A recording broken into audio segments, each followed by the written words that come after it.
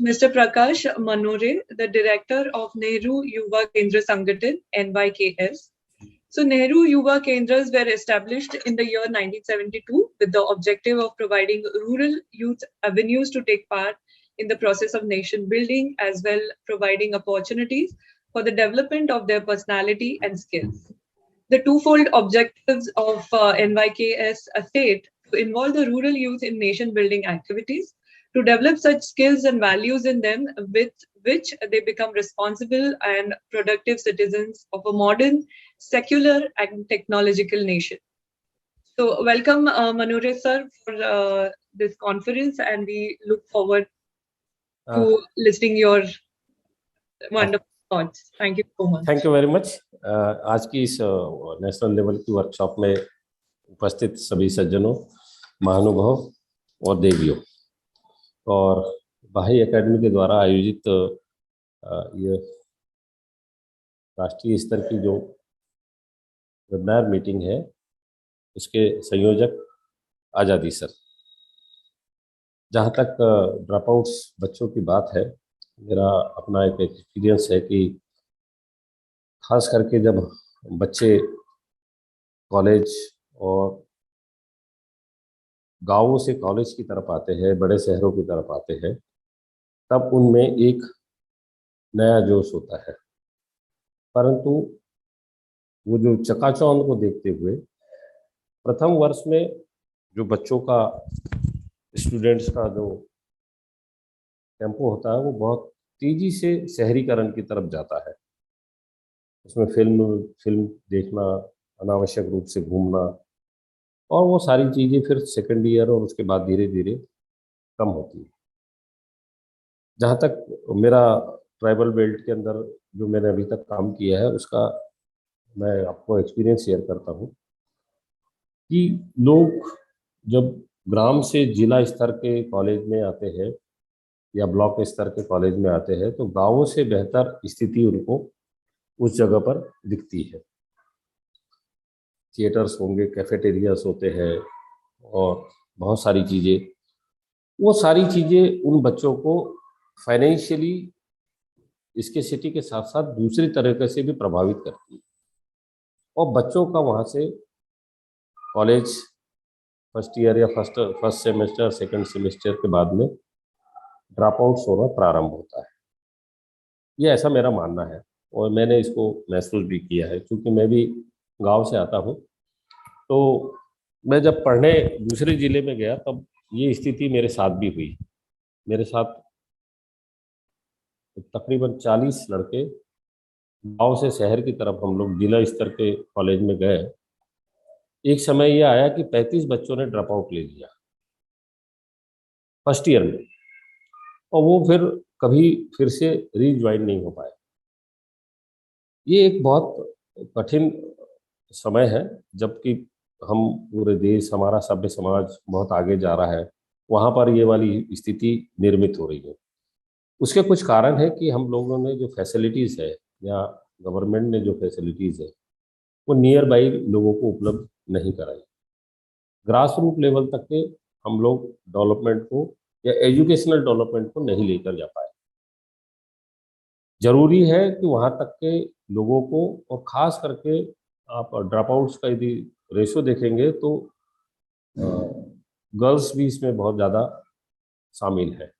Boys तो है ही है और गर्ल्स भी है। फर्स्ट ईयर में तो बहुत लोग एडमिशन लेंगे, सेकेंड ईयर में 100 में से जो है 75 लोग गायब हो जाते हैं। इसमें मेरे कुछ अपने जो सोच है मेरी कि यदि संभव ना हो तो ग्रास रूट लेवल तक के क्लासरूम गवर्नमेंट को या जो संस्था चला रहे हैं लोग, उन लोगों को प्रोवाइड करानी होगी। ड्रॉप आउट गर्ल्स के लिए विशेष प्रयास किए जाने चाहिए, खास करके ट्राइबल बेल्ट में। तो ट्राइबल बेल्ट की जो बच्चे हैं, मैं नंदुरबार भी गया हूँ और जिले भी मध्य प्रदेश के और नॉर्थ ईस्ट के भी मैंने स्टेट में देखा है कि जहाँ पर क्लास या कॉलेज दूर है, वहाँ पर बच्चे या गर्ल्स को नहीं आने दिया जाता है या उनके घर वाले उनको नहीं भेजते हैं, और ख़ास करके ट्राइबल बेल्ट में। विशेष रूप से क्षेत्रीय भाषा में क्लासरूम होने चाहिए। जैसे हम महाराष्ट्र के कॉन्टेक्स्ट में बात करें तो मराठी में जो एग्ज़ाम कंडक्ट होने चाहिए बच्चों के, वो दूसरी भाषा से उतने ज़्यादा यूज टू नहीं है। विशेष रूप से यदि मैं कहूँ कि जैसे कोई हिंदी में महाराष्ट्र के लोगों से या महाराष्ट्र के जो ग्रामीण बच्चे हैं उनसे कहा जाए कि हिंदी में वो एग्ज़ाम दे तो वो उनके लिए कठिन होगा। हर राज्य में जिस तरह से आदिवासी बच्चों के लिए आश्रम खोले गए हैं, जिनको हमारे मध्य प्रदेश में आदिवासी बालक छात्रावास कहते हैं, उसी तरह से कॉलेज के बच्चों के लिए भी कुछ सुविधाएं होनी चाहिए, जहाँ पर या तो वो अपना पढ़ाई भी करें, साथ में कुछ विशेष रूप से उनको स्किल की ट्रेनिंग भी देनी चाहिए गवर्नमेंट को। गवर्नमेंट नहीं दे रही है तो कुछ एजुकेशनल इंस्टीट्यूशंस है या जैसे प्रथम कुछ एक एनजीओ है, मैं उनसे भी बात करूंगा। आज उनके मैं अभी नवी मुंबई में एक वर्कशॉप में हूँ यूनिसेफ की, तो वहाँ पर वो आज आए थे, तो उनका भी ये है कि वो बच्चों को स्किल ट्रेनिंग देना चाहते हैं।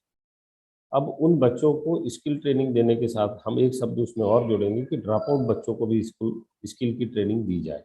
बहुत सारी स्किल्स है उनके में, एसी रिपेयरिंग की है, इलेक्ट्रीशियन की है, उसके बाद में जो कारपोरेट या बड़े कंस्ट्रक्शंस होते हैं उसके अंदर किस तरह से सारी चीज़ों को मैनेज किया जाता है, उसका भी ट्रेनिंग है, कंप्यूटर की ट्रेनिंग है और अन्य ट्रेनिंग है।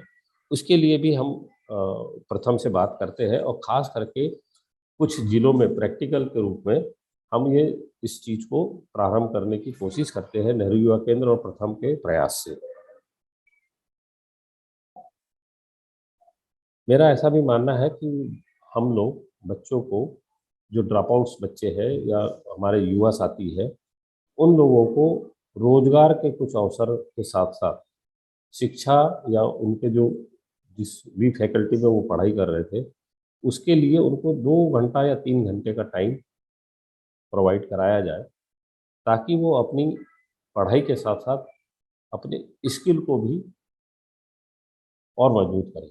ग्रामीण क्षेत्र में पैसे की कमी के कारण भी बच्चे ड्रॉप आउट्स होते हैं, क्योंकि माँ बाप की स्थिति इतनी अच्छी नहीं है। फिर भी सरकार के द्वारा युवाओं को वजीफा है, स्कॉलरशिप है, बुक्स है और लाइब्रेरी की सुविधा उपलब्ध है, पर बच्चों को पता नहीं होने के कारण या उनका अपना कुछ जनमानस और कुछ अलग होता है, इस कारण वो लोग उस चीज़ को अवेल नहीं करते हैं और ड्रॉप आउट हो जाते हैं। किसी भी सभ्य समाज के लिए वह तबका जो गरीब, निचला और साधन विहीन है, वहाँ पर इस तरह की स्थिति उत्पन्न होना ये हम लोगों के लिए ठीक बात नहीं है। मैं आज़ादी साहब के प्रति बहुत हृदय से कृतज्ञता जाहिर करता हूँ कि उन्होंने ये विषय को लेकर एक आप सब लोगों के साथ में बहुत अच्छी बात यहाँ पर प्रस्तुत की है।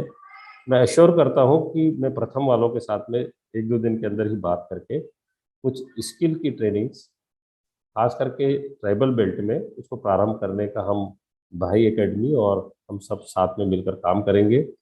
आप लोगों ने मुझे राष्ट्रीय स्तर के इस मंच पर अवसर दिया, उसके लिए मैं भाई एकेडमी के आज़ादी साहब और सयाली मैडम के प्रति अपनी कृतज्ञता जाहिर करता हूँ।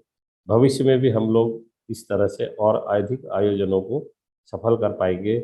मेरा आप सभी लोगों के प्रति कृतज्ञता के साथ नम्र निवेदन है कि इस काम में सभी लोग अपना विशेष सहयोग देंगे।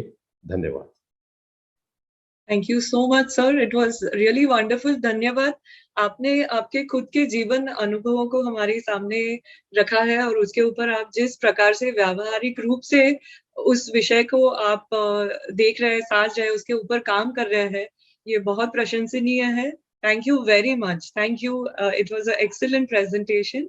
आपने जो हमारे साथ बातचीत की है उसे हम सबको बहुत इंस्पिरेशन मिला है। आई एम श्योर कि सब लोग इस बारे में काम करेंगे। Thank you so much. Thank you.